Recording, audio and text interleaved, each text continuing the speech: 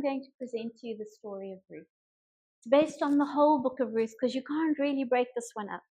And it's a love story. Everyone knows the love story of Ruth and Boaz. But the actual love story is between Ruth and Naomi, and how God's providence and hand is upon them, even though they go and live in a foreign land. And she comes back with nothing. God's hand is there all the way through. So I hope you enjoy the story. My name is Ruth, and I am a Moabite. These are the Moabite colors. And the land of Moab is a little way from a country called Israel. And quite a while back, Israel was hit by a huge famine. They had no grain, they had no rainfall, and they were really battling. Now Moab wasn't affected so badly because we have the westerly winds that go across the Dead Sea and bring us quite a lot of water and rain, so we were still okay.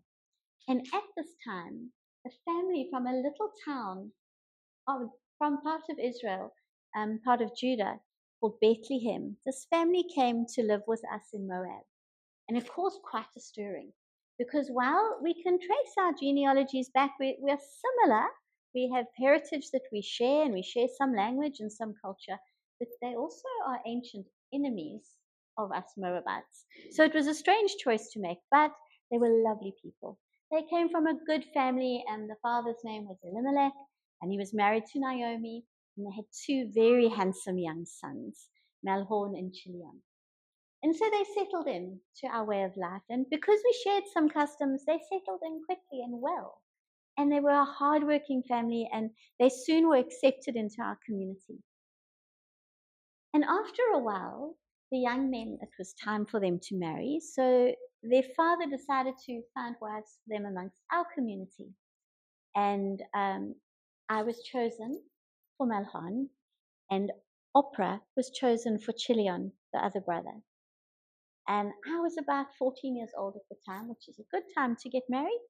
And they were a good family. They were known to be kind. And I knew they had customs and cultures that weren't quite my own, but they were good people. So I was happy. And just, we'd done the wedding contracts, which, you know, is a lengthy process. Wedding contracts, the bride price had been paid. And then, very tragic, Elimelech died. And after the period of mourning, we went ahead with the weddings because we really were married already. And I was very happy. Malhon was not just good looking outside, he was kind. And he was a loving man, and he was a good husband. And Oprah and I became really good friends. We did all the chores together, and we were guided by the wonderful, kind hand of Naomi. You know, people talk about their mother-in-law is such a nightmare. I did not have that. My Naomi, kindness itself.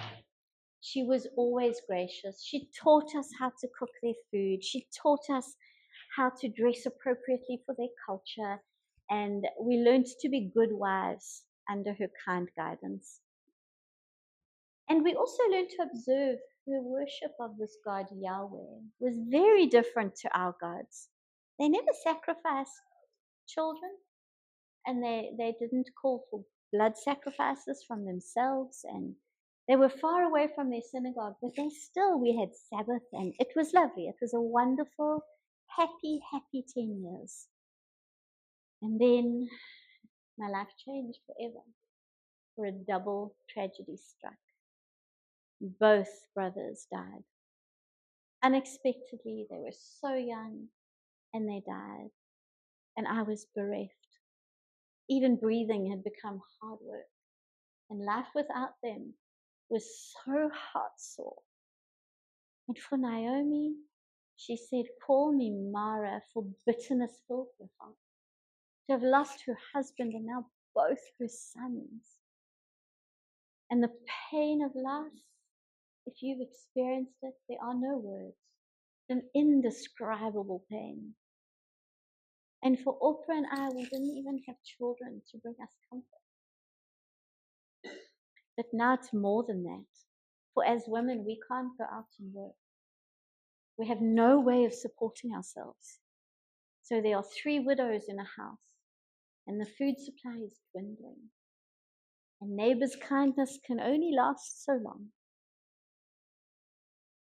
And after all these long years, the famine was long over in Bethlehem. And Naomi just said she wants to go home. She wants to go back to her people. One, on a practical level, the Jewish people take care of their own. They have laws to protect widows, and that would be offered to her if she returned. But she also, the place of Moab had become a place of such sad memory for her. It was here her husband and her sons had gone. And she said to Oprah and I, "You're both young, we're 24, about the same age." She said, "If you go home to your family, your parents can arrange another marriage for you. And you can have your own home again and maybe even children." But we looked at each other, we loved Naomi. For me, I have lost the love of my life. To lose his mother too, I can't. She is my life. She's my everything. And Oprah felt the same. But Naomi said she's going home. And a few months passed and the pain doesn't go, does it? This heaviness in your soul just stays. And we were so sad. But the food was now run out. And so Naomi said she's leaving. And again she told us, "Please just stay here with your own families, your own people." No. So we helped her to pack up her whole house. And we got to the border. You step over that, you're no longer in Moab, you're now in Judah. And as we stood there, she just took our hands and she put the bundles on the floor, mine, my sister-in-law's and hers. She said, "Girls, you need to go. I cannot take care of you when we get to Bethlehem. And the people will take care of me, but you Moabite foreigners, they might not be kind to you. So your future would be to live off me, and when I'm gone, you will be a foreigner in a strange land like I was, and I know how that feels. And I can't do that to you. So you need to go." And she kissed Oprah on the cheeks, and Oprah picked up her bundle and left, very heart-sore to go. And then Naomi turned those beautiful brown eyes on me. She said, "Ruth, you too need to go back to your family." And I had tears pouring down my face. And I said to her, "Naomi, don't ask me to leave you or to turn back from following after you. For where you go, I go. Your people are my people. Your God is my God. And may God do to me more also. I don't follow this through until the day you die." And we both were in tears, and she just realized if she kicked me out, I was just going to follow 10 steps behind her. So she picked up my bundle and put it in my arms. I said, "All right, let's go." And the journey is quite far between the two cities that we lived in. It was going to take at least a week of walking. And I couldn't have let Naomi do that alone. There are bandits out there. You have to pull water from wells. So I was so glad to be with her. And I had learned a lot about her heritage and culture and what their God had done for their people.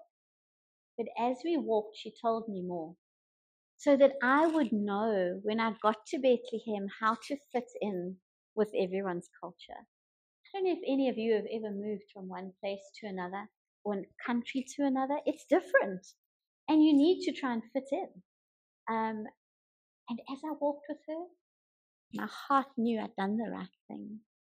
Not only did I love Naomi with my whole heart, but I was also learning to love and trust this loving God of Abraham and Isaac. And so eventually, weary, dirty, dusty, our food's run out, we're hungry, we got to Bethlehem. And I was amazed. The people came out of their homes and they welcomed Naomi home. After 10 years, they remembered her. They mourned with her when she said she had lost her men. Her house was still there. And the neighborhood women were amazingly kind. You know, women rally when you're in need. And they went and they lent us a blanket from that one, a pot from that one, drinking vessels from that one, so that we could settle back into Naomi's old house. And Naomi, we thought going back would be a healing experience, but it seemed to open up that wound, and the bitterness poured out of her. She said to them, "Call me Mara, for my heart is bitter for what the Lord has done to me." And we settled into our little house, and they gave us some food to get us going. But you can't depend on other people forever. And the reason we've come back is Yahweh has written into the very covenant of their people how they can care for the poor and the foreigners and widows. And we have come just before the barley harvest is over. So Naomi told me that as a poor person, which is what I was, I could take a shawl and go and gather the wheat and the barley as it fell. So she gave me her own shawl. And she said, "Take the shawl with you and go out in the fields. And when you find a field where you can see the harvest is gold and lush and ready, you'll see workers. And the workers go on ahead and they've got huge big blades that they cut the sheaths off and they bind them. And once they've finished, you can go through when they've picked up the sheaths and pick up what's been dropped. And we're allowed to keep that. It's part of the law. This is God's provision." So I took her shawl the next day and I went out into the field. And I was quite nervous because the people have been so kind to Naomi. They're a bit cool towards me. And bear in mind, I come from a land where we used to kill one another, so I can understand how they feel. And I walked with this shawl, and I passed the first field, and it was busy, and the barley looked incredible. But there were so many people and so many women gathering at the sides, and they were speaking, and the language I can speak, but it's fast. And I didn't understand always the nuances, and I was a bit scared, so I thought, okay, I'll go to the next one. And I kept walking, and I asked Yahweh to show me the field I need to be in. Because Naomi has also warned me that as a foreigner, I'm not that safe. I don't have covenant or protection from Yahweh, so I had to be careful. Anyway, I walked after about 4 fields. I came to this one corner of a field where I could just see it was really well organized. Everything was neat and the rows were perfect and it looked amazing. So just as Naomi had told me, I went to find the foreman of the field. When I found him, I told him, "I am Naomi's daughter from Moab, and I wish to glean behind the harvesters. Please may I?" And when he heard I was related to Naomi, he said, "Yes, you may. Go over there where the other women are." So I did. And gleaning, doubt any of you have been pushed that low, but gleaning, you take your shawl and you put it down on the ground, and then you bend and you pick up as much as you can and you put it in the shawl, but it's windy, so you have to close over your shawl and move to the next area, and you bend. By mid-morning, my butt was sore, my thighs were sore, my arms were aching, my skin was burning in the sun. You know when your lips are so dry, they're starting to crack, and I was parched, and I hadn't thought to bring anything to eat or drink because we didn't have much, so I'd left it for Naomi. And I was bending down, putting everything in the shawl, and I glanced up and I saw there was a new figure in the field. And he was obviously the farmer because he was extremely well dressed and very authoritative. And he had a calm dignity about his very broad shoulders. Anyway, I carried on working and I looked at him. You know when you get that little fucker? But I thought, you can't, don't be ridiculous. You're a widow, you're a Moabite, you're poor. Just pick up the food. That's what you're here for. And I carried on, and as I was down bending, I felt a presence behind me, and I turned. He was the farmer. Couldn't help noticing the really strong jawline and the kindness in his eyes. And he said to me, "You are welcome in this field." And he said, "Stay and work in this field. I know who you are. And I know what you have done for your mother-in-law, Naomi. I know you have left your people and your ways because you love Naomi. So you stay and glean here and stay with my womenfolk. The men here have been told not to touch you. You are safe in my fields and you can stay for the whole harvest. And I was like, thank you so much. I'm so humbled by your kindness. And he smiled, and as I looked up, he was gone. And my face was a bit redder than it was before. And I was so grateful because I liked working here, and everyone was really kind. But my stomach was rumbling. I've been working all morning, and I see everyone stopping for a break, and I think, well, I might as well not bother. I don't have anything to eat, so I might as well just carry on. And Boaz came down again. This farmer came and he said, come and eat with my workers. We have enough to spare. Come and sit with us and rest. You can eat from the vessels, and there's water for you to drink. So grateful. And the food was amazing. It was fresh bread, and you broke it off, and you dipped it in weak wine, and you ate it. And it was the best thing I've eaten in years. It was amazing. And they gave me so much that I couldn't even eat it all. And they said to me, take it home. And I was so grateful. So I found a corner in my shawl, and I tied all the bread in there for Naomi so she wouldn't even have to cook when I got home. And I carried on working. And they said to me, by the way, the boss says you can also glean from amongst the sheaths. Now, those are where the big bits are that are standing, and it's much easier because they're big chunks that I can pick up. And usually the men pick those up. And I don't know if it was my imagination, but there seemed to be a lot more falling than there was before lunch. So I asked the workers, am I allowed to pick this up? And they said, yes. Boaz said you are. He's so generous, so kind, and those dimples, so gorgeous. Anyway, I carried on with my day's work, and although I'm exhausted, when I had beaten out that barley, I had a whole ephron in my shawl. So when I picked it up, it was lovely and big, and I could knot it and carry home enough for at least 3 days, plus my bread. So I walked home with aching legs and a very sore back, but a very heavy, grateful heart. And when I got home and I showed Naomi how much I'd got, she put it on the table, and she was amazed. She said, well, where did you glean? You know what moms are like. Where were you? Who did you meet? What were they wearing? You know? And I was like, Mama, I went all the way through until this one field. And this man was so kind to me. And I told her how he'd given me food and water and said I can carry on in his field right up until the last day of the harvest. And she started to cry at the sheer provision that God was creating for us. And then she said, what was the farmer's name? And I said, Boaz. And then a twinkle came into her eye that I haven't seen for years, since her husband died. And she said, hold on, Boaz is a relative of ours. Boaz could be our Redeemer, our Savior. So that was great. For the rest of the harvest, every day I went straight to Boaz's field, and I would start to glean. And the workers would say, no, this portion is for you.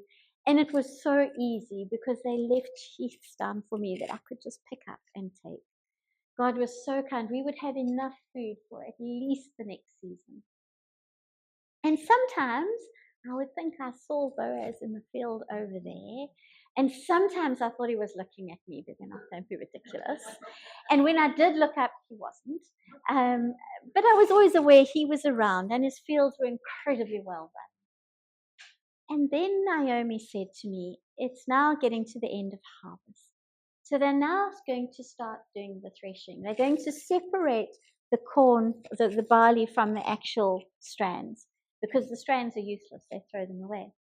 And it's called winnowing. So what they do is they wait for the evening breeze, and up on the hill they have a winnowing shed. And with large sticks they lift it up and they throw it in the air, and then the grain falls to the floor, and the stuff they don't want, the chaff, blows away, and then they can gather it up. And when they do that, it's quite skilled. So usually the more senior men do it, and the farmers themselves will do it. And they do it in the evening, so it's too late to go home. So then they'll eat their meal in that shed and then sleep the night, also to protect their produce because it's now really valuable. And Naomi said to me, do I trust her? Of course I trust you. So she said, you have to do exactly as I tell you. Okay, I can do that. She said, I want you to go and bathe. I was probably a bit smelly from working in the field. She said, I want you to wash your hair and put some oil to it. And you know that one good dress, this dress that you brought through from Moab, I want you to put that on. And this evening, I want you to go back out into the field. And I want you to go to where Boaz is winnowing and just stand in the shadows until he's done and see where he goes to lay himself down.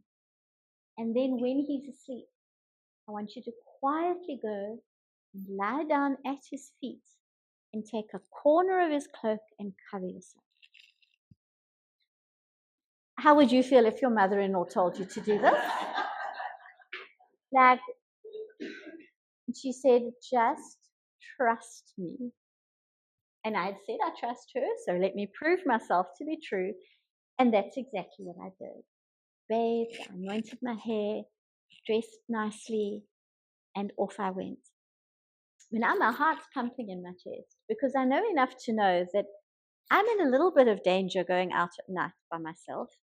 And what I'm about to do is literally ask him to take care of me. And he can just say, no, why should I? And it could be really humiliating. After all his kindness, I'm asking for more. Anyway, I'm doing as I'm told, so I stand and I watch, and he's so graceful the way he does it. You know, when you can just see someone's done this, it's practiced and skilled, and his muscles are rippling, and he's working really hard. And then he sits down, and he takes some of that beautiful bread, and he dips it in olive oil, and he eats that. He drinks the red wine straight out of the flask. And eventually he lies down, and he uses his cloak to cover himself. Now my heart's really pounding, and I think I'm breathing extremely loud. I walk as quietly as I can, and I kneel down at his feet and I curl up. And I'm trying not to move because I don't actually want to wake him up because this is really odd. And I take a little piece of his cloak and I put it over me, and I can't sleep. And I'm waiting, and the ground's digging into my hip bones, but I don't want to turn over in case I disturb him. And at about midnight, he turns over. And he senses me at his feet. And he's like, who are you? And I said, it's your servant, Naomi, Naomi's daughter-in-law, Ruth. And he said, well, what are you doing here? I said, Boaz, you are my redeemer. And I'm asking you to be the redeemer of Naomi and myself. He says to me, daughter, this is such a kindness you are doing to me, that you haven't gone to the youngest or the richest, but you've come to me. There's only one fly in the ointment. There's actually a relative of Naomi's who has more rights to redeem than I do. So stay here, stay at my feet, use my cloak over you, and you can leave just before anyone can see you. And I will deal with this. I'll get back. I've literally asked him to marry me, and he has said yes. And I did fall asleep with my heart bouncing with joy, and then with fear. What if this other redeemer wants me? I don't even know him. I don't want to be redeemed by him. Who is he? I want to be with Boaz. Anyway, I have to leave it in Yahweh's hands. He's protected and provided so far. And the next morning, just before the sun came up, he gave me 6 bundles of barley to take home, and told all the people who were there, don't tell anyone there was a woman here. And he sent me on my way. And I went home. I don't think Naomi had slept all night. She was waiting at the door. She'd tell me everything. So I told her his kind words, and there was another redeemer. And she just said, she smiled at me and she said, you go and rest. You must be exhausted. Don't go to the field today. Boaz is going to sort this out. And she was right, as mother-in-laws so often are. For later that day, Boaz came, and he told us he had gone to the city gates, and he had waited there for this other relative to come past. and with 10 witnesses, which is needed for law, he had said to him, Naomi has her husband's field and she needs to sell it, which is true, and you have first rights on it. And the guy said, oh, yes, I can extend my little personal kingdom here. That'll be great. And then he heard it entailed looking after Naomi and a Moabite daughter-in-law who he'd have to marry. And he said, no, because if Ruth has children, I would have to share my inheritance with those children. And they wouldn't be my children, they will be Malholm's children, which is according to Levitical law. So he said, actually, no, thank you. And he took off his sandal as his custom and he gave it to Boaz to show that the contract was done and sealed. Boaz could purchase the land from Naomi. He could give Naomi a bride's price for me and marry me and take care of her. So I have gone from foreigner to citizen, from widow to bride, and from childless to mother. For I fell pregnant with Boaz's child and gave birth to the most perfect baby you will ever see. And his name is Obed. And when I put that child in my darling Naomi's arms, her face lit up and she just praised Yahweh for his provision, for restoring everything to her, and for giving her the joy of a continued family in myself, Boaz, and our son, Obed.